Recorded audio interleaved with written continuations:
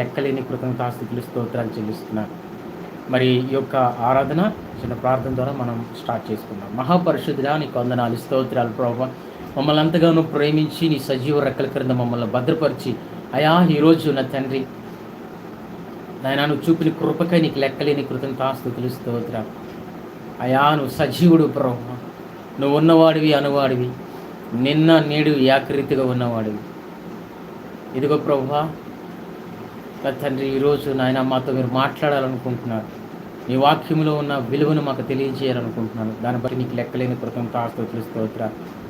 మా జీవితాలు అద్భుతాలు జరిగించండి, ఆశ్చర్యకార్యాలు జరిగించండి ప్రభువా. నీకే స్తుతులు, నీకే మహిమ, నీకే ఘనత. అయా ఈ ఆరాధన అంతట్లో మీరు నీ నామాన్ని మహింపరచుకోమని నజరేయుడైన యేసు నామములో అడుగుచున్నాం తండ్రి, ఆమేన్. స్నేహితులారా, ఈరోజు ఎడబాయని నీ కృప అనే పాటను పాడుకుందాము.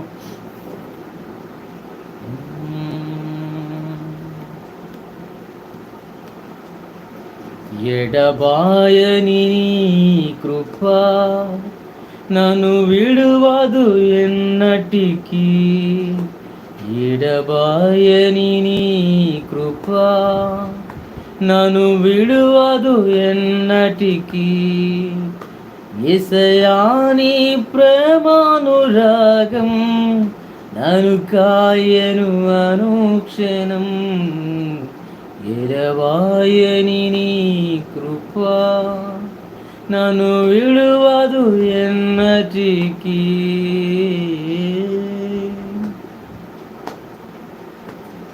శోకపు లోయలలో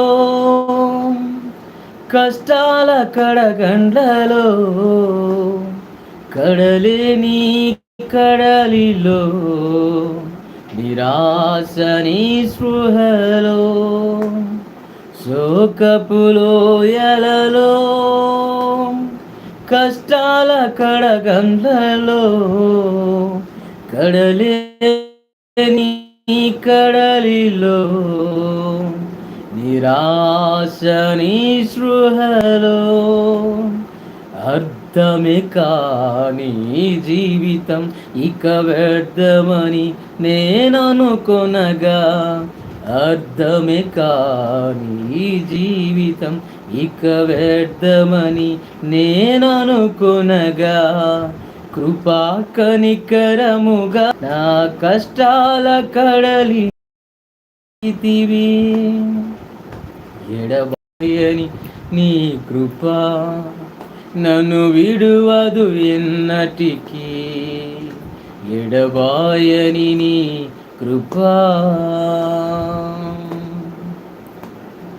విశ్వాస పోరాటములో ఎదురాయ శోధనలు, లోకాశల అలజడిలో సడలితి విశ్వాసములో, విశ్వాస పోరాటములో ఎదురాయ శోధనలు, లోకాశల అలజడిలో సడలితి విశ్వాస,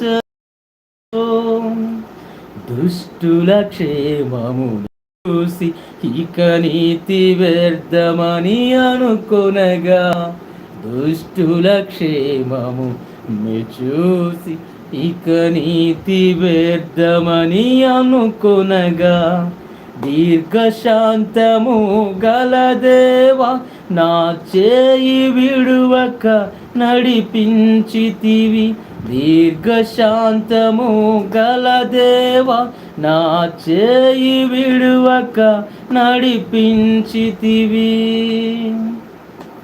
ఎడబాయని నీ కృప నన్ను విడువదు ఎన్నటికీ, ఎడబాయని నీ కృప నన్ను విడువదు ఎన్నటికీ. నీ సేవలో ఎదురైనా ఎన్నో సమస్యలలో నా బలమును చూచుకొని నిరాశ చెందితిని, నీ సేవలో ఎదురైనా ఎన్నో సమస్యలలో నా బలమును చూచుకొని నిరాశ చెంది తిని భారమైన ఈ సేవను ఇక చేయలేనని అనుకునగా భారమైన ఈ సేవను ఇక చేయలేనని అనుకొనగా ప్రధాన యాజకుడా యేసు నీ అనుభవాలతో బలపరచితివి. ప్రధాన యాజకుడా యేసు నీ అనుభవాలతో బలపరచితివి. ఎడబాయని నీ కృప నన్ను విడువదు ఎన్నటికీ. ఎడబాయని నీ కృప యేసయ్యా నీ ప్రేమానురాగ నన్ను కాయను అనుక్షణం. ఎడబాయని నీ కృప నన్ను విడువదు ఎన్నటికీ. ఎడబాయని నీ కృప. ఆయన కృప ఉంటే, ఆయన ఎడబాయిని కృప ఉండడం బట్టే ఈరోజు ఆరోగ్యకరంగా ఉన్నాము, సంతోషకరంగా ఉన్నాము, ఈరోజు క్షేమకరంగా ఉన్నాము. ఎంతోమంది పాపము సేవకులు వారు పడే కష్టము, ఆ కష్టాలు చూసి చాలామంది విశ్వాసులు కానీ సేవకులు కానీ వారు పడే కష్టాలు చాలా ఉంటాయి. కానీ నీతిగా యథార్థవంతంగా జీవిస్తూ ఉంటారు ఈ క్రైస్తవులు, పరిశుద్ధులు, నీతివంతులుగా ఉంటూ. కానీ వారితోనే ఉంటూ దుష్టక్రియలు చేసి అన్యాయంగా ఏదేదో చేసుకొని ఏదేదో దేనికో మొక్కి దుష్ట జీవితాన్ని జీవించి వారు కొద్దిగా ఉన్నత స్థాయిలో అలా ఎదుగుతూ ఉంటారు. వారిని చూసి మనము ఈవెన్ నేను కూడా చాలాసార్లు మనము చూడు వాళ్ళంతా బాగున్నారు, వాళ్ళు అన్నీ చేస్తున్నారు, తప్పులు చేస్తున్నారు, పాపాలు చేస్తున్నారు, అన్యాయంగా దోచుకుంటున్నారు, అన్నీ చేస్తున్నారు, వాళ్ళు బాగానే ఉన్నారు, పరిశుద్ధంగా ఉంటున్నాము. యవ్వన కాలంలో ఎటువంటి తప్పు చేయకన్నా పరిశుద్ధంగా ఉంటూ మన జీవితాలు అలా దేవునికి ఇచ్చేస్తున్నాము. అలా చూస్తే తప్పు, ఇలా చేస్తే తప్పు, అది అక్కడికి వెళ్తే తప్పు, ఇక్కడికి వెళ్తే తప్పు అనుకుంటూ సెల్ఫ్ కంట్రోల్ చాలా కంట్రోల్ చేసుకొని ఏది తప్పు అటువైపు పోకన్నా, ఏది తప్పో చూడకన్నా, ఏది తప్పు వినకన్నా అటువైపు పోకన్నా ఉంటూ ఇలా ఉంటున్నాం కదా. ఏసయ్య ఏందయ్యా అన్నట్లు అప్పుడప్పుడు అనిపిస్తుంటారు. అయితే ఆయన మరి అయ్యగారు రాసిన పాట ఆయన అంటాడు కదా, ప్రధాన యాజకుడా యేసు నీ అనుభవాలతో బలపరచితివి. ఈ పాటలు మనము సింగిల్గా కూర్చొని పాడుతూ ఉంటే ఆ యొక్క ప్రజెన్సే వేరు. ఆ అయ్యగారికి మరి శతకోటి వందనాలు చెప్పాలి. ఎందుకంటే ఆయన రచయిత, దేవుని ఆత్మచేత రాసేవారు. ప్రధాన యాజకుడా యేసు నీ అనుభవాలతో నన్ను బలపరిచేది. అలాంటి సమయాల్లో ఆయన అరే నీ రిచ్నెస్ బట్టి కాదు, నా రిచ్నెస్ బట్టి నేను దీవిస్తాను, నీ కొరకు ఇంత నేను శ్రమ పడ్డాను, ఒకరోజు నిన్ను గొప్పగా దీవిస్తాను అని ఆయన చెప్తుంటే మనకి ఎంత హ్యాపీ అనిపిస్తుంటుందో. నిజమే, ఆయన కృప గొప్పది. ఆయన అవకాశం ఇస్తూ ఉంటాడనమాట. ఈవెన్ రెండో రాకడ కూడా ఈరోజు రాలేదు అని అంటే కారణం ఏంటో తెలుసా? ఆయన కృపే. ఇంకా కొద్ది సమయం ఇస్తే ఒక్కలు మారుతారేమో, ఆ నరకంలోకి వెళ్ళకన్నా అట్లీస్ట్ ఒక్కలు మారుతారేమో. ఆయన కృప అంత గొప్పది. కోసం మాట్లాడుకుంటే పూర్తించలేదన్నమాట. సరే, ఒక ప్రార్థన చేసుకుని వాక్యంలో నుంచి నీ దయ లేకపోతే, నీ కృప లేకపోతే ఈరోజు మేము ఏమేమి నీ కృప, నీ కనికరమే ప్రభా ఈరోజు మమ్మల్ని నాయనా నీ సన్నిధిలో మమ్మల్ని నిలబెట్టింది. అవును ప్రభా యేసయ్య, నాయనా ఎంతోమంది శత్రువులు, దుష్టులు ప్రభా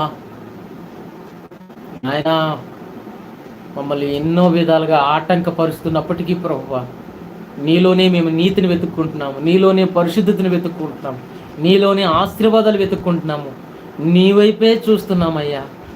అయ్యా నిన్ను చూస్తూ నడుస్తున్నాము డాడీ. డాడీ మమ్మల్ని విడిచిపెట్టొద్దు డాడీ, మమ్మల్ని ఆశీర్వదించు డాడీ, ఆశీర్వదించండి. మరి నాయన ఈ లైవ్ చూస్తున్న ప్రతి బిడ్డని దీవించు అయ్యా. ఈ వాక్యం ఎవరి దగ్గరికి చేరాలో వారి దగ్గరికి చేరడానికి సహాయం చేయండి ప్రభా.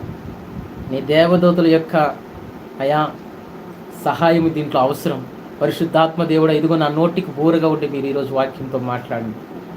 మీరు ఎవరితో మాట్లాడాలనుకుంటున్నారో, ఎవరిని ఆ జోగుతున్న నరకంలో నుంచి మీరు లాగాలనుకుంటున్నారో, క్రైస్తవులుగా ఉండి వాక్యానుసారంగా నడవకన్నా, వాక్యం ధ్యానం చేయకన్నా, వాక్యానికి సమయం ఇవ్వకుండా ఉంటున్న వారిలో ఈరోజు నూతన ఉజ్జీవం వారిలో రగిలించండి, నూతన మంట రగిలించండి, నూతన పరిశుద్ధాత్మ అభిషేకం చేత వారికి నింపండి ప్రభువా.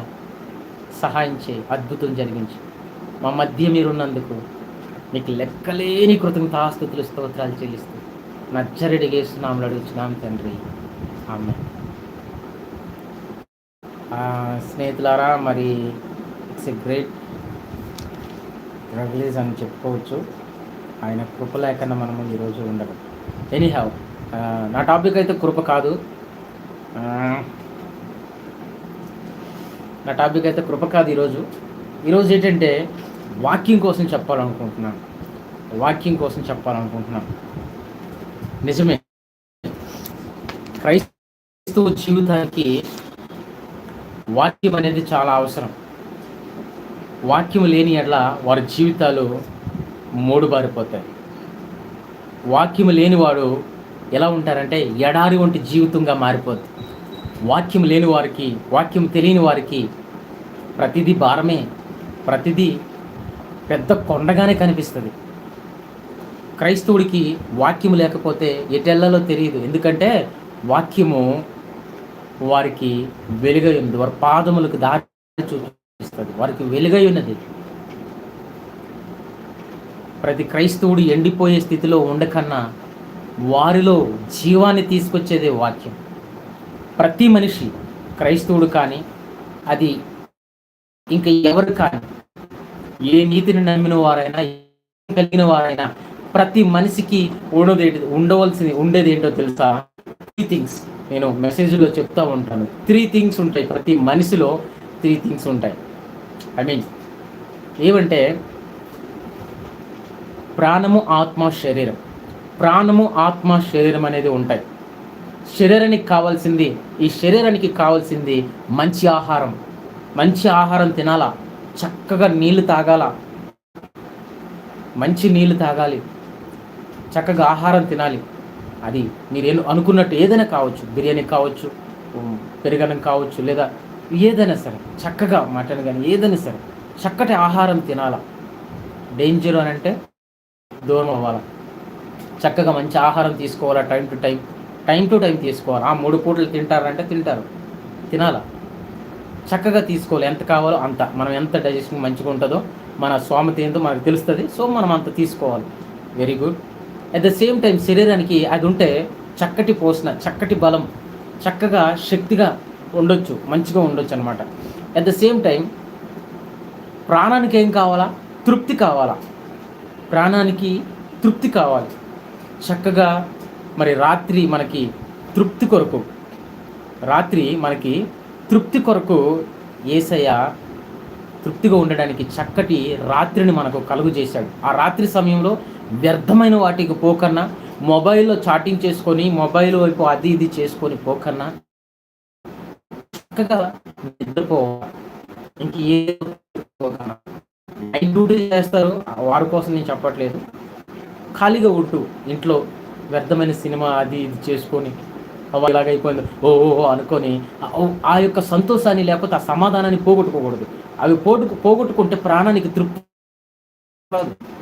ప్రతిదానికి మనము గాబరా పడుతూ ఉంటే, డిప్రెషన్‌లోకి వెళ్తూ ఉంటే మంచి శాంతిగా ఉండలేము. సో అది చాలా డేంజర్ ప్రాణానికి. చాలా త్వరగా ప్రాణాలు తీసుకుంటుంటారు చాలామంది డిప్రెషన్‌లో ఉన్నవారు, శాంతి సమాధానం లేక. అది కూడా చాలా డేంజర్. సో ఆ విషయంలో మనం జాగ్రత్త పడాలి. సో ప్రాణానికి కావాల్సింది తృప్తి, శరీరానికి ఆహారము, మరి ప్రాణానికి తృప్తి. అలాగే మాట్లాడాడు అవ్వ ఆదాము అని చక్కగా మాట్లాడాడు. ఆ రోజు నుంచి ఈ రోజు దాకా మనతో మాట్లాడుతూనే ఉంటున్నాడు. అంతేకాదు మనతో మాట్లాడాలని ఆయన ఏం చేస్తున్నాడు తెలుసా? దివారాత్మలు ఆయన ఏం చేస్తున్నాడంటే ఆయన చేతులు ఇలా చాచుకొని, నా పిల్లలారా నా వైపు తిరగండి, నాతో మాట్లాడండి అని ఆయన దివారాత్ములు ఆయన చూస్తూ ఉన్నారు. ఈరోజు మనం ఏం చేస్తాము? ఎక్కువ సమయము ఫ్రెండ్స్కి ఫోన్లోని ఎక్కడికో తిరగడానికి అది ఇది దానికి సమయాలు ఇచ్చేస్తుంటాం మనం. ఏసైకి ఎక్కువ సమయం ఇవ్వము కదా. అలా ఉంటే ఈరోజు మనము జ్ఞాపకం చేసుకోవాలా. ఈరోజు మనము చూసుకుందాము మరి వాక్యం ద్వారా ఏముందో అని. ఒకసారి మరి మీ యొక్క పరిశుద్ధ గ్రంథము సామెతల వైపు తిప్పండి. సామెతల గ్రంథం 18వ ఒకసారి 20వ వచనం నుంచి మనం చదువుదాం. 20వ వచనం నుంచి మరి 24వ వచనం దాకా మనం చూద్దాం. 20వ వచనం నేను చదువుతాను మీ కొరకు. నా కుమారుడా నా మాటలను ఆలకింపము. ఎవరి కోసం చెప్పబో కుమారుడా అంటే కుమారుడు ఎవరు? యేసుక్రీస్తుని అంగీకరించేవాడు. త్రియేక దేవుడు యెహోవా తండ్రి అయిన దేవుణ్ణి, మరి యేసుక్రీస్తు శరీరధారిగా వచ్చిన యేసుక్రీస్తుని, మరి పరిశుద్ధాత్మని, ఈ ముగ్గురిని త్రియేక దేవుడిని నమ్మినవాడు ఆయన కుమారుడు అవుతాడు. అంతేకాదు రక్షణ, మారుమనసు. వారి పాపములు యేసయ్య దగ్గరికి పోయి, యేసయ్య నా పాపాలు క్షమించండి అయ్యా, నేను ఇదిగో నా బాల్యం నుంచి ఇప్పుడు దాకా నేను ఎటువంటి తప్పులు చేశాను, ఎటువంటి పాపాలు చేశాను, అయ్యా నన్ను క్షమించయ్యా, అయ్యా నన్ను క్షమించయ్యా అని పాపక్షమాపణ, దాన్ని పాపక్షమాపణ ప్రార్థన మనం చేసుకుంటూ ఉండాలా, ప్రతిరోజు కావాలా. దావీదు 51వ కీర్తనలో మీరు చదివితే, దేవా నీకు కేవలం నీకే విరోధంగా నేను పాపం చేసి ఉన్నాను, నీ దృష్టి ఎదుట నేను చెడుతనం చేసి ఉన్నాను. 51:4లో 1లో నీ కనికరం నా పైన. ఎంత గొప్ప దేవుడు మన దేవుడు, ఎంత నీతిపరుడు మన దేవుడు. దావీదు ప్రార్థన చేస్తున్నప్పుడు దావీదుని దేవుడు ఆయన మరి కన్నులతో చూసి పాపాన్ని చేసిన వ్యక్తి, మంచి పరిశుద్ధంగా ఉంటూ కూడా పడిపోయాడు. అయినప్పటికి కూడా ప్రార్థన చేస్తే యేసయ్య కనికరించి అతని పాపాన్ని క్షమించాడు. అది 51వ కీర్తనలో మనకు ఉంటుంది, పశ్చాత్తాప ప్రార్థన. అలాగే రక్షణ అనేది ఒక రోజుకి సంబంధించింది కాదు. రక్షణ అనేది ప్రతిరోజు జరగవలసిన కార్యం పరిశుద్ధుల జీవితాల్లో. అందుకే ఆయన అంటున్నాడు కదా, నా కుమారుడా అంటే ఎవరైతే క్రైస్తవులుగా ఉన్నారో, ఎవరైతే యేసయ్యను అంగీకరించారో, ఎవరైతే యేసయ్య నామంలో ప్రార్థన చేస్తున్నారో, ఆయన మీద నమ్మకం కలిగి ఉన్నారు, వారికి చెప్తున్న మాట నా కుమారుడా అని పిలుస్తున్నాడు. నా కుమారుడా, ఇది ఇంకెవరికో కాదు, ఇది సంఘాలకే, ఇది సేవకులకే, ఇది యేసయ్యని నమ్మువారికే. అది సేవకుడైనా, అపోస్తులైనా, ప్రాఫెట్ అయినా, ఇవాంజలిస్ట్ అయినా, పాస్టర్స్ అయినా, టీచర్స్ అయినా, విశ్వాసులైనా, మిషనరీస్ అయినా, అది ఎవరైనా ఈ మాట మన కొరకే. ఏమంటున్నాడంటే నా కుమారుడా నా మాటలను ఆలకింపము. ఆయన మాటలంట మనము ఆలకించాలంట. నా వాక్యములకు నీ చెవియొగ్గుము. చెవి ఎన్నోసార్లు ఏదో వింటాము చెత్త, కానీ ఆయన అంటున్నాడు కదా, ఆయన ఇది కావాలంట. ఆయన ఏం కావాలా? నా వాక్యముకు నీ చెవియొగ్గుము అని అడుగుతున్నాడు ఆయన. నా వాక్యమునకు నీ చెవియొగ్గుము, నీ కన్నుల ఎదుట నుండి వాటిని తొలగిపోనీయకము. ఈరోజు మన కళ్ళ ముందు ఏమున్నాయి?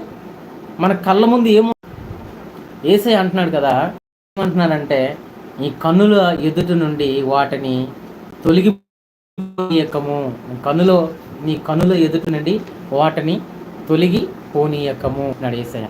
నిజమే కదా, మన యొక్క కనుల నుండి కనులు ఎదుటి నుండి తొలగిపోయినవి అంటే మనము వాటిని చూసేవారుగా ఉండాలా. అంతే నీ హృదయమందు వాటిని భద్రము చేసుకొనుము.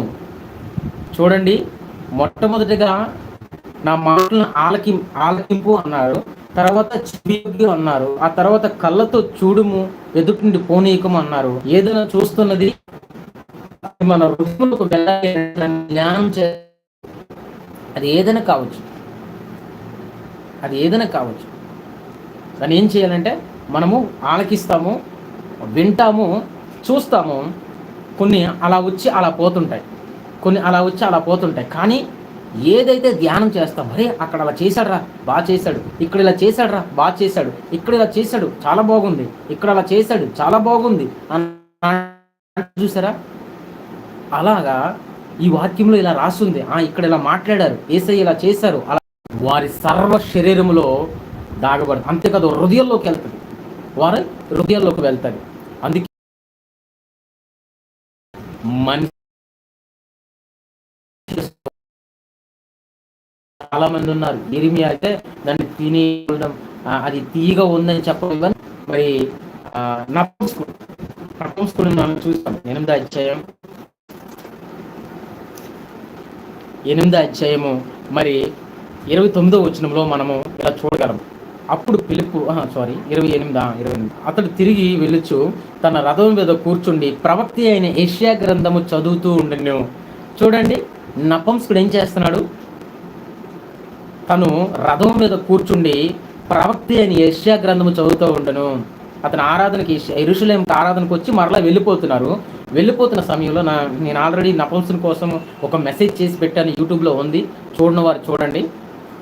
అయితే ఆయన ప్రయాణంలో వెళ్ళిపోతూ ఉన్న సమయంలో రథం మీద ఉంటుండగానే యెషయా గ్రంథము చదువుతూ ఉండెను. అప్పుడు ఆత్మ పిలుపుతో నువ్వు రథము దగ్గరకు పోయి దానిని కలుసుకోమని చెప్పును. పిలుపు దగ్గరకు పరుగెత్తుకొని పోయి అతడు ప్రవక్త అయిన యెషయా గ్రంథం చదువుతుండగా విని, నీవు చదువునిది గ్రహిస్తున్నావా అని అడుగుగా, అతడు ఎవడైనా నాకు త్రోవ చూపకుంటే ఎలా గ్రహింపగలనని చెప్పి రథమెక్కి తనతో కూర్చుండమని పిలుపును వేడుకొనెను. చూడండి, ఎవరైనా నాకు చెప్పకపోతే నేను ఎలా గ్రహిస్తాను అని తనేం చేశాడంటే, మరి ఆ యొక్క వాక్యాన్ని నాకు బోధించరా, ప్లీజ్ రండి, ఈ రథంలో మీరు కూడా కూర్చోండి, రండి అని వేడుకున్నాడంట. ఎంత మంచి వ్యక్తి ఈయన! దేవుని వాక్యాన్ని ధ్యానించే వ్యక్తిగా ఉన్నాడు. నపుంసకుడు అపోస్తలుల కార్యం 8వ అధ్యాయం మీరు చూస్తే ఆ యొక్క 28 వచనంలో చూస్తూ ఉంటాయి. నపుంసకుని యొక్క జీవితం చాలా బాగుంటుంది. దేవుని వాక్యం వింటాడు, దేవుని నమ్ముకుంటాడు, చక్కగా రక్షణ పొందుకుంటాడు ఆయన. అంతేకాదు ఆయన మరి ఇక్కడే నీళ్లున్నాయి కదా, బాప్తిసం ఇవ్వండి అని అన్నప్పుడు చక్కగా మరి పిలుపు గారు ఆయనకి బాప్తిసం కూడా ఇచ్చేస్తారు. ఆయన ఎంత చక్కటి అనుభవం! ఆ నిత్య నరకంలో నుంచి ఆ యేసయ్య నిత్య నరకంలో నుంచి మరి ఆయనకి రక్షించాడు. ఆయనకి ఒక మంచి స్వభావం అక్కడ అలా చేసింది. ఏంది అని అంటే, దేవునికి ఈ యొక్క వాక్యము ధ్యానం చేసే అలవాటు ఉంది. మనకుందా? ఈ వాక్యం చూస్తున్న అలాగే చేస్తూ ఉంటారు. చాలా మంది ఏం చేస్తారు, వారి తలలు తీసుకెళ్ళిపోయి, పాస్టర్ గారు నాకు ప్రార్థన చేయండి, నా పెళ్లి కోసం చేయండి, లేదా నా మ్యారేజ్, లేకపోతే నా స్టడీస్ విషయంలో, లేకపోతే జాబ్ విషయంలో ఇంకా ఏవో అడుగుతూ ఉంటారు. కానీ పాస్టర్ గారు ఇక్కడ ఈ వాక్యం ఈరోజు ధ్యానం చేశాను, కానీ నాకు ఇది అర్థం. గొప్ప దారిలోకి విశ్వాసము ఆయనకి ఇంకా ఎక్కువ ఇంక్రీజ్ అయ్యింది. స్నేహితులారా, దేవుడు ఈరోజు అడుగుతున్నాడు, ఈరోజు నువ్వు వాక్యం చదవా? ప్రతిరోజు వాక్యం చదివేవారుగా ఉండాలా మనం. అది ఏం చేస్తుందంటే మనకి చాలా సంతోషాన్ని, సమాధానాన్ని ఇస్తుంది, ఆశీర్వాదాన్ని ఇస్తుంది. ఈ రోజుల్లో జరుగుతున్న దుర్బోధలు ఏంది అనేది మనకు తెలుస్తాయి. చెడ్డదారిలో పడిపోము, చెడు మార్గాల్లో పరిగెట్టము. అంతేకాదు రెండవదిగా మనము రెండవ దానికి వెళ్దాము.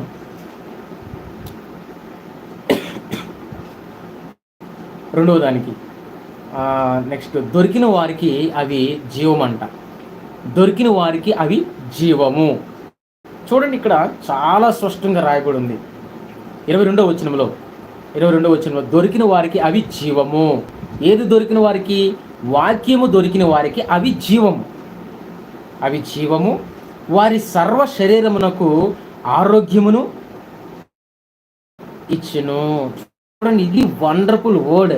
యాక్చువల్లీ వాక్యము దొరికిన వారికి అవి జీవమును వారి సర్వ శరీరమునకు ఆరోగ్యమును ఇచ్చెను. ఎప్పుడైనా మీరు ఆలోచిస్తున్నారా? ఈరోజు నేను వాక్యం చదవకన్నా ఎక్కడికి వెళ్ళను, ఈరోజు నేను వాక్యం వెళ్ళకన్నా ఎక్కడికి వెళ్ళను అని మీరు నిర్ణయం తీసుకోవాలా. ఉదయాన్నే లేచి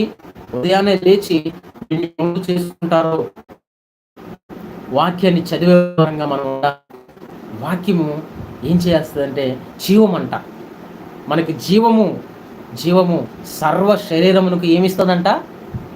ఆరోగ్యము. చాలామంది ఆరోగ్యంగా లేను, బలహీనంగా, ఇలాగున్నాను అలాగున్నానని చాలామంది అంటారు.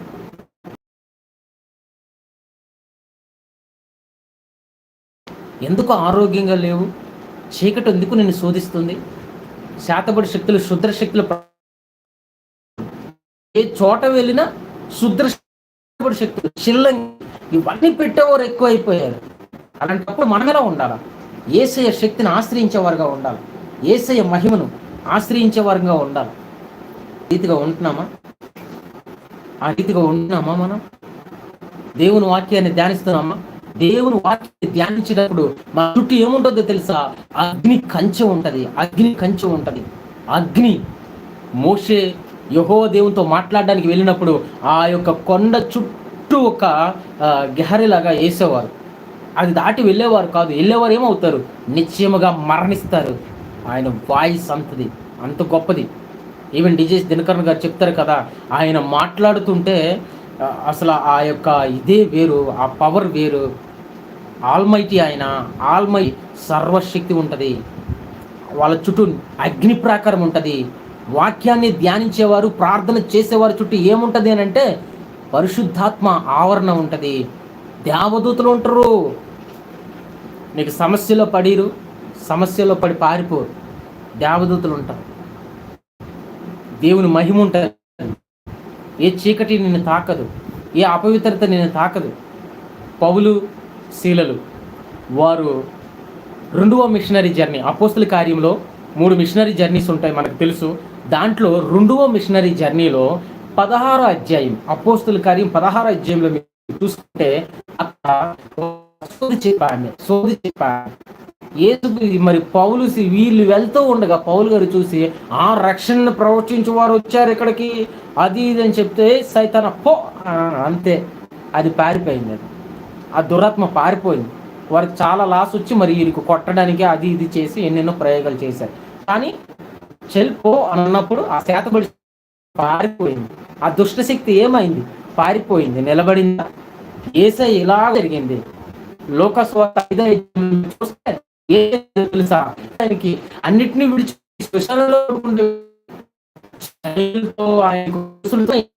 పందుల్లోకి దూరిపోయింది. ఆయన ముందు నిలవజాలదు.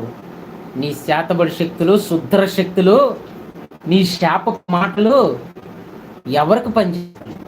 నిజమైన పనిచేస్తాయి. అదే గొప్ప భాగ్యం. మనకు తెలుసు కదా, శక్నాలు అలా చూడటం, ఇలా చేయడం, అవన్నీ ఎంత శాతబడి చేసినా ఇజ్రాయేల్ ప్రజలు వేసేసి వెళ్ళిపోయారు. ప్రతి దాంట్లో విక్టరీ, ప్రతి దాంట్లో వాళ్ళకి ఎక్కడ ఓడిపోయలేదు.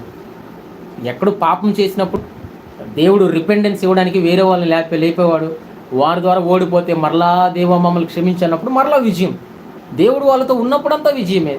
దేవుడు ఎప్పుడైతే వారిని బుద్ధి చెప్పాలనుకున్నాడో అపజయం ఇచ్చాడు. కానీ దేవుడు వాళ్ళతో ఉన్న ప్రతిసారి కూడా విజయమే, అపజయం అంటూ ఏది లేదు వాళ్ళకి. ఈరోజు దేవుడు నీతో ఉండాలి అని అంటే దేవుని వాక్యాన్ని ధ్యానించేవాడుగా ఉండాలి. నీ సకల శరీరానికి ఆరోగ్యం కావాలంటే యేసయ్య మాటే. చిన్నదానా లెమ్ము, తల్లి తాకుమి. ఒక పాపతో వెళ్ళి ఈ మాట అంటాడు యేసయ్య, తల్లి తాకుమి, చిన్నదానా లెమ్ము. చనిపోయింది ఆ పాప. ఎంత గొప్ప భాగ్యం! వాక్యం, వర్డ్, ఆ వర్డ్లో జీవం ఉంది. ఆమేన్. ఆ వర్డ్లో జీవం ఉంది, ఆ వాక్యములో జీవం ఉంది. ఆ వర్డ్ ఎవరు? ఆ వాక్యం ఎవరు? ఆ వాక్యంలో జీవం ఉంది. ఆ వాక్యం ఎవరు? ఆ వాక్యము 2000 సంవత్సరాల ముందు ఏమైందో తెలుసా? 2000 సంవత్సరాల ముందు ఏమైందో తెలుసా? ఆ ముందు ఆ వాక్యము దేవుని యొద్ద ఉన్నదన్నమాట. అదే వాక్యము 2000 సంవత్సరాల ముందు ఏమైందంటే, 2000 సంవత్సరాల ముందు ఆ వాక్యమే శరీరధారి అయి ఈ లోకానికి వచ్చాడు. ఆయనే యేసుక్రీస్తు. ఆ వాక్యము శరీరధారి అయి మన మధ్యకు వచ్చినప్పుడు ఆ వాక్యానికి శానాదయము వణికిపోయింది. శాతపడి శక్తులు, శుద్ర శక్తులు వణికిపోయాయి. యేసయ్యకి మాత్రమే కాదు, భయంకరమైన శాతపడి శక్తి చేసిన వారు ఈరోజు క్రైస్తుకి దాసులుగా మారిపోయారు. తెలుసా మీకు? యూట్యూబ్లో కొట్టండి, మనకి ఒక ఎలీషా యూట్యూబ్ ఆయన కూడా మంచి దైవజనులు, వాళ్ళు కూడా ఈ సాక్ష్యాలు వేస్తుంటారు. మాంత్రికుడు ఇలా మారిపోయాడు, పూజారి ఇలా మారిపోయాడు. వీటన్నిటికంటే పెద్ద పెద్ద భయంకరమైన మాంత్రికులు, మనిషి మాంసాన్ని తినే మాంత్రికులు, చనిపోయిన మనిషి యొక్క మాంసం తిని వారి రక్తాన్ని తాగి కోర అంటారు కదా, అలాంటి మాంత్రికులు, భయంకరమైన మాంత్రికులు, చూపుతో చిల్లంగే మాంత్రికులు, డేంజరస్ మాంత్రికులు, అలాంటి మాంత్రికులు వారు ఏం చేశారు? రక్షణ పొందుకున్నారు. ఆయన ముందు ఇవన్నీ పంచి, యేసయ్య ముందు, యేసయ్య ఎవరు? వాక్యం. ఆ వాక్యమే శరీరధారిగా వచ్చారన్నమాట. ఆ వాక్యమే శరీరధారిగా వచ్చినప్పుడు యేసయ్య ముందు ఏదైనా నిలబడ్డదా? ఈ వాక్యానికి ఎంత విలువ ఉందో! ఈ వాక్యం మనకు దొరికినప్పుడు చాలాసార్లు మనము అంత కేర్ తీసుకోవట్లే. యేసయ్య పక్కనుంటే బాగున్ను, యేసయ్య కాలంలో నేనుంటే బాగున్ను, యేసయ్యతో నేను చక్కగా అన్నీ వదిలిపెట్టి నా ఆస్తినంతా ఇచ్చేసి యేసయ్య కొరకు నేను పరిగెట్టేవాడిని, వచ్చేసేవాడిని. ఈ రోజుల్లో పరిశుద్ధాత్మ దేవుడు ఆదరణకర్తగా వాక్యమే మనం ముందు పెట్టాడు. ఆల్రెడీ వాక్యం ఉంది, యేసయ్య ఉన్నారు. యేసయ్య ఆత్మ మనలో ఉండడానికి ఇష్టపడుతున్నాడు. ఆయన ఇన్నర్ మ్యాన్ అంటారు, అంతరంగ పురుషుడు బలంగా ఉండాలంటే ఈ వాక్యమే చదవాలా. శరీరానికి ఆహారం కావాలా, ప్రాణానికి తృప్తి కావాలా, ఆత్మకి, మన అంతరంగ పురుషుడికి మరీ ముఖ్యంగా కావాల్సింది ఏంటి తెలుసా? వాక్యము. వాక్యాన్ని తినేవారంగా, వాక్యాన్ని భుజించేవారంగా మనం ఉండాలా, వాక్యాన్ని ధ్యానించేవారంగా ఉండాలా. అలాంటప్పుడు మన సర్వ శరీరము ఏమండి, మన సర్వ శరీరము ఆరోగ్యంగా ఉంటుందంట. నువ్వు ఏ పనికైనా వెళ్ళు, నువ్వెంతైనా శాలరీ తెచ్చుకో, నువ్వెంతైనా బిజినెస్లు చేయి, నువ్వెంతైనా మంచి గొప్ప పొజిషన్లో ఉండు, నువ్వు ఏం చెయ్యి, చక్కటి వాక్యాన్ని ధ్యానించే తత్వం ఉండాల. మరి మన సీఎం గారు, జగన్ గారు, మాజీ సీఎం గారు, ఆయన కూడా చక్కగా ఒక రూమ్ పెట్టుకొని ఆ సమయంలో దేవుని వాక్యాన్ని ధ్యానించేవారంట, ప్రార్థన చేసుకునేవారంట. అతనే కాదు, చాలామంది అమెరికా ప్రెసిడెంట్ కానీ చాలామంది దేవుని వాక్యం చదువుకున్న బయటకు వచ్చేవారు కాదు. చాలామంది ఉన్నారు, ఒక్క పేరు కాదు, చాలామంది ఉన్నారు. అలా పేర్లు చెప్పుకుంటూ పోతే చాలామంది పేర్లు చెప్పుకుంటూ రావాలి. దేవుని వాక్యం ఎంత శక్తి కలిగిందో, దేవుని వాక్యం దేన్నైనా సాధించగలదు. దేవుని వాక్యం ప్రతిరోజు ధ్యానించే వారికి గొప్ప అద్భుతాలు జరుగుతాయి. చెప్పాను కదా, అప్పులు కలిగిన ఒక వ్యక్తి, ఆయన నమ్ముకున్న వారికి ఏ మేలు కొదువు లేదు. ఇది రోజుకి ఒక రెండు గంటలు వాక్యాన్ని చదువు, అప్పుడు నీ అప్పులన్నీ పోతాయి అని చెప్పాడు ఆయన. 2 రోజులు అలా రోజుకి 2 గంటలు చదవడం మొదలుపెట్టినప్పుడు నెలన్నరలోని అతనుకున్న అప్పులు తీరిపోవడం జరిగాయంట. మరి మీరు నిర్ణయాలు తీసుకుంటారా? జాబ్ కోసం ఎదురు చూస్తున్నావా? వాక్యం చదువుతూ ఉండు, దేవుని వాక్యాన్ని ధ్యానిస్తూ ఉండు. లేదు నేను ఇలాగ మ్యారేజ్ కోసం చూస్తున్నాను అంటున్నావా? వాక్యాన్ని ధ్యానిస్తూ ఉండు, ప్రార్థన చేస్తూ ఉండు, కన్నీరు కారుస్తూ ఉండు. ఆయన కృప తలుసుకుంటే కన్నీళ్ళు వచ్చేస్తాయండి, ఆగదు. ఆయన ప్రేమ చాలాసార్లు నేను సమయం సరిగ్గా ఇవ్వనప్పుడు బాధపడుతూ ఉంటాను. నేను డాడీ నేను తప్పు చేస్తున్నాను, ఈవెన్ నేను తప్పు చేసినప్పుడు కూడా నాలో ఉన్న ఆత్మ నాకు చెప్తున్నప్పుడు, అరే ఎందుకు ఇలాగా మాట్లాడాను, లేకపోతే ఎందుకు ఇలా చేశాను, లేకపోతే ఏంది చేస్తున్నాను ఇలాగా అని చాలాసార్లు నేను బాధపడ్డాను. కానీ ప్రతిరోజు నా రక్షణ నేను ఇంకా కాపాడుకోవాలా అనుకుంటూ ప్రతిరోజు యుద్ధం చేస్తున్నాను. ఒక యవ్వనస్తుడిగా, ఒక దేవుని సేవకునిగా దేవుని పిలిచిన పిలుపుకు పరిగెడతా ఉంటున్నాను. స్నేహితులారా, సర్వ శరీరమునకు జీవం అంట. అబ్రహాం నమ్మాడు, బహుగా ఆశీర్వదింపబడ్డాడు. మోషే నమ్మారు, బహుగా ఆశీర్వదింపబడ్డారు. అంతేకాదు ఎంతోమంది రాజులు నమ్మారు, బహుగా ఆశీర్వదింపబడ్డారు. అంతేకాదు మరి అపోస్తులు, ఆయన తర్వాత విశ్వాసులు నమ్మారు, బహుగా ఆశీర్వదింపబడ్డారు. నీ జీవితంలో ఆశీర్వాదం దొరకదా? దొరుకుతుంది, డెఫినెట్గా దొరుకుతుంది. క్రైస్తవుడిని చెప్పుకుంటే కాదు, క్రైస్తవుడికి కావాల్సిన లక్షణాలు కొన్ని: రక్షణ, మారుమనసు, వాక్య ధ్యానము. రక్షణ ప్రతిరోజు కాపాడుకోవాలంటే ప్రార్థన, వాక్య ధ్యానము అది ఉండాలి. అది లేకపోతేనే శోధనలో పడిపోవడం, అది లేకపోతేనే శోధన. యేసయ్య యొక్క శోధన కోసం వీడియో చేశాను.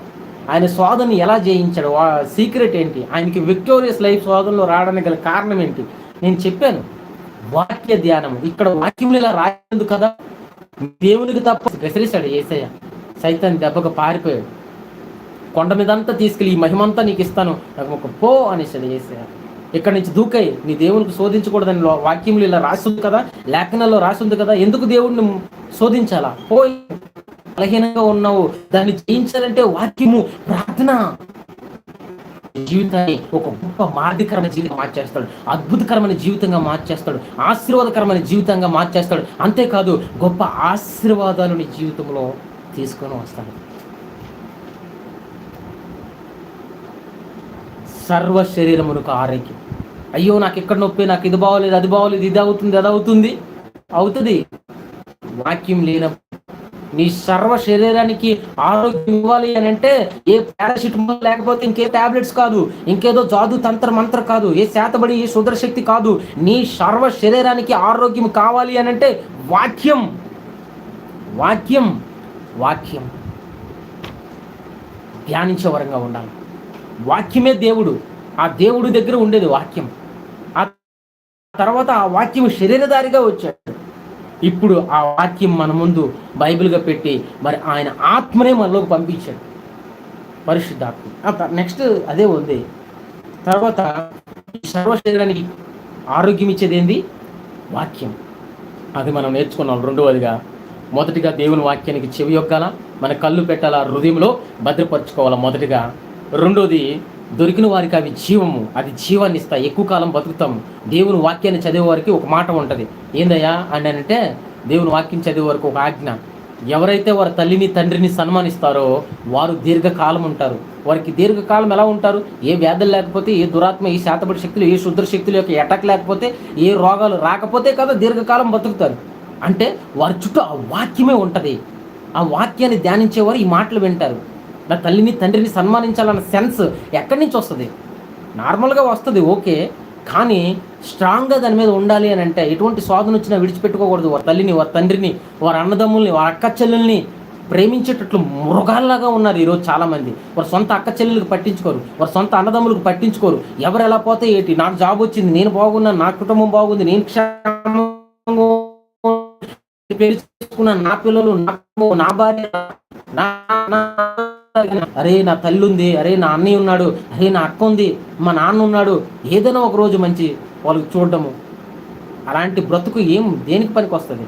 అదే వాక్యం చదివే వారికి అయితే, ఎవరైతే తల్లిని తండ్రిని, వారి అన్నయ్యని, వారి అక్కని, వారి దమ్ముల్ని, అన్నదమ్ముల్ని, అక్క చెల్లెల్ని సన్మానించేవాడు, ప్రేమించేవాడు దీర్ఘకాలము సంతోషంగా ఉంటాడు ఆయన. దీర్ఘకాలం జీవిస్తాడు ఆయన. దీర్ఘకాలం తృప్తిగా ఉంటాడు ఆయన. ఏ శోధనలో పడిపోయాడు ఆయన ఉందా? ఎప్పుడు ఎలా తెలుస్తుంది? వాక్యం చదివే వారికి తెలుస్తుంది. ఇది వాక్యానికి చెవియొగ్గే వారికి తెలుస్తుంది. వాక్యాన్ని చూసే వరకు, చదివే వారికి హృదయంలో పెట్టుకున్న వారికి తెలుస్తుంది. అది బయట వాళ్ళకి ఎవరికి తెలుస్తుంది? అది చేయకపోయే ఈరోజు చాలామంది వారి జీవితాలు ఎలాగ ఉన్నాయనంటే కారు చీకట్లో ఆగిపోయిన వెలుగులా ఉన్నారు. చాలా డేంజర్గా ఉన్నారు. ఎక్కడికి వెళ్ళిపోతారు? నరకానికి వెళ్ళిపోతారు. డబ్బు ధనం ఆపేస్తాయా నిన్ను నరకానికి వెళ్ళకన్నా? నీకు తెలియట్లే. నీ తల్లిని, నీ తల్లిదండ్రులని, ఆ అన్నదమ్ముల్ని, అక్క చెల్లెల్ని నువ్వు ప్రేమించకపోతే ఎక్కడికి వెళ్ళిపోతావు? డైరెక్ట్గా త్రోవ ఉంది, రిజర్వేషనే, నరకం. క్రైస్తవుని నేను, రక్షణ పొందే రక్షణ పొందే బాప్తీసం తీసుకున్నానండి నేను. ఎక్కడికి వెళ్తావు? నరకానికి వెళ్తావు. బాప్తీసం తీసుకున్నా కూడా నువ్వు నరకానికి వెళ్ళే అవకాశాలు ఉన్నాయి. బాప్తీసం తీసుకోగానే నీకు అక్కడ రిజర్వేషన్ అయిపోలేదు. నీకు జీవితం కావాలా? రక్షణ కొనసాగించాలి. ఆ బాప్తీసం ఇచ్చే ఆ యొక్క బాప్తీసపు జీవితాన్ని కొనసాగించాలి. ఆ రక్షణ, పాపం క్షమాపణ, మారు మనసు ప్రతిరోజు కొనసాగించాలి. మనం థింక్ చేయాలి. సెన్స్, విచక్షణ జ్ఞానం ఇచ్చాడు. ఇలా చేయకూడదు, అలా చెయ్యాలి, ఇలా చేయకూడదు, అలా చెయ్యాలి, ఇలా ఉండాలి, అలా ఉండకూడదు, అన్నీ ఉన్నాయి మన దగ్గర. అవి వాటిని ఆలోచించుకో, వాటికి అనుసారంగా మనం వెళ్ళాలి. అప్పుడే మన జీవితాలు బాగుపడతాయి. ఆ వాక్యం చదివే వారికి ఇవన్నీ వస్తాయి. తర్వాత మరి 23వ వచనం, నీ హృదయములో నుండి జీవధారలు బయలుదేరును. వాక్యము చదివే వారి యొక్క జీవితాల్లో ఇదొకటి ఇంపార్టెంట్ థింగ్. ఇది 3వదిగా మనం చెప్పబోతున్నాము. ఈ హృదయంలో నుండి జీవధారలు బయలుదేరును. కాబట్టి అన్నిటికంటే ముఖ్యంగా నీ హృదయమును భద్రముగా కాపాడుకున్నాము. మన హృదయంలో నుండి జీవధారలు బయలుదేరడం అనేది ఏంది అని అంటే ఆ జీవజల నది. నిన్న కానాను స్త్రీ కోసం మనం క్రీస్తుతో కానాను స్త్రీ అని మరి ఎడ్డింగ్ పెట్టి చక్కగా నేను ఒక మెసేజ్ చేశాను. చదవండి, లైవ్లో ఇస్తున్నాము. చూడండి, వినండి, ఆ వాక్యం వినండి, చూడండి, ఆ వీడియో చూడండి, ఆ వాక్యం చూడండి. కానాను స్త్రీ చక్కగా ఏం చేసింది? దేవుని రక్షణ పొందుకుంది. అయ్యా ఆ జీవజలం నాకు ఇవ్వండి అయ్యా, ఆ జీవజలం నాకు ఇవ్వండి అయ్యా అని అంది, వేడుకుంది. అవును, మీరు చెప్పినట్లే నాకు భర్త లేడు, ఉన్న 5గురు కూడా వారు నా భర్తలు కారు. చక్కగా తన పాపక్షమాపణ పొందుకుంది. అక్కడ దేవుని దగ్గర ఒప్పుకుంది, పాపక్షమాపణ పొందుకుంది, మారు మనసు పొందుకుంది, జీవజలాన్ని పొందుకుంది. తను ఆమేన్. జీవజలము తనలో పొందుకుంది. జీవజలాన్ని పొందుకొని ఊరుకుందా? ఆ జీవజలంతోనే ఉబుకుతుంది అనమాట. అది ఆ జీవజలం ఉబికిన తర్వాత ఆ కుండ అక్కడే పెట్టి ఊర్లోకి పరిగెట్టుకుని పోయి, ఇదిగో నాతో ఇలా నేను చెప్పినవన్నీ, నేను చేసినవన్నీ నాతో చెప్పిన అతను ప్రవక్త కాడా? ఆయన యేసు క్రీస్తు కాడా? ఈయన కదా క్రీస్తు, ఈయన కదా ప్రవక్త, రండి నేను చూశాను, మీరు కూడా చూడండి అని ఊరు తీసుకొచ్చింది ఆవిడ. ఎటువంటి సాక్ష్యం లేదు. ఆమెకు వ్యభిచార స్త్రీ, కానాను స్త్రీ, ఒక పాపపు స్త్రీ ఆవిడ. ఎటువంటి సాక్ష్యం లేదు, ఎటువంటి జీవితం, మంచి జీవితం లేదు. అయినప్పటికి కూడా ఆవిడ పరిగెట్టి ఊర్లో చెప్పినప్పుడు ఊరంతా వచ్చింది.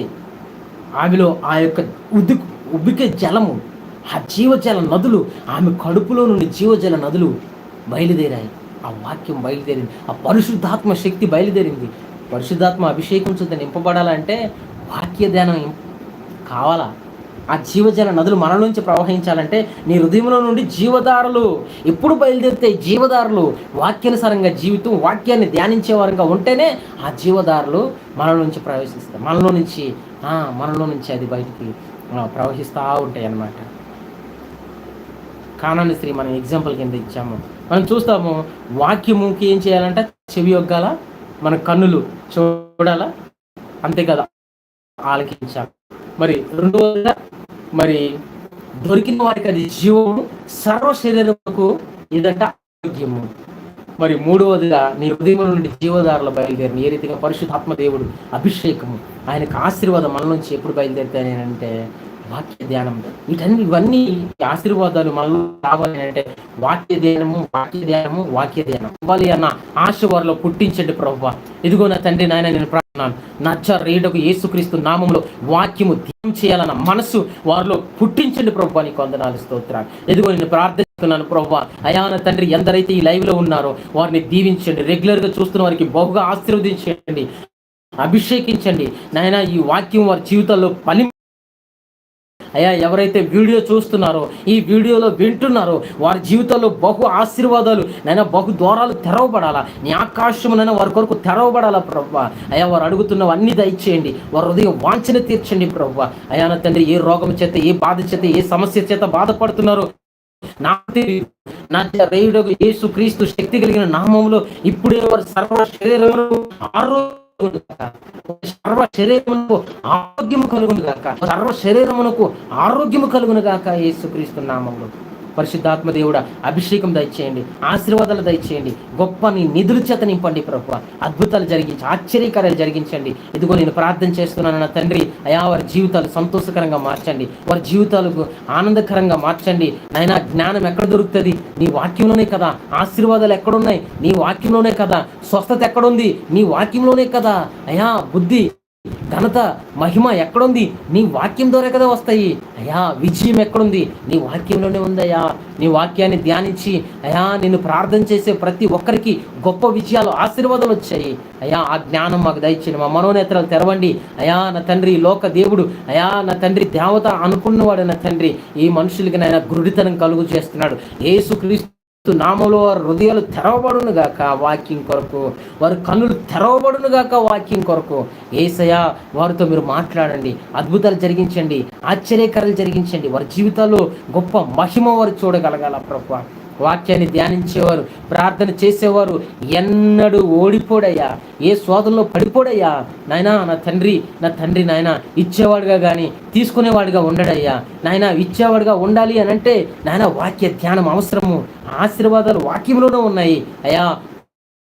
ఆది యందు వాక్యం ఆత్మ మనలో ఉంది నాయన. ఈ బైబిల్లోని యొక్క వాక్యం ఉంది ప్రభువా. అవును, దీన్ని ధ్యానించేవారి జ్ఞానము, దీన్ని ధ్యానించేవారికి, దీనికి సమయం ఇచ్చేవారికి ఆశీర్వాదం, అభిషేకం ఉందని నాయన వీరి కనులు తెరవబడును గాక. ఎవరైతే అనారోగ్యంతో బాధపడుతున్నారో, దీర్ఘకాల రోగాల చేత ఇంకా ఇంతైనా జీవితం నాయన అనుకున్నారో, యేసుక్రీస్తు నామములో ఈరోజు దర్శించండి. నీ పాదాలు పట్టి వడుకుంటున్నాను ప్రభా. వరకు దర్శించండి డాడీ. యేసుక్రీస్తు నామములో ఈ రోజే పరిపూర్ణ విడుదల. చనిపోయే వారిని లేవనెత్తిన యేసయ్యా, మరణించే వారిని లేవనెత్తిన యేసు ఈ రోజే వారిని ముట్టండి.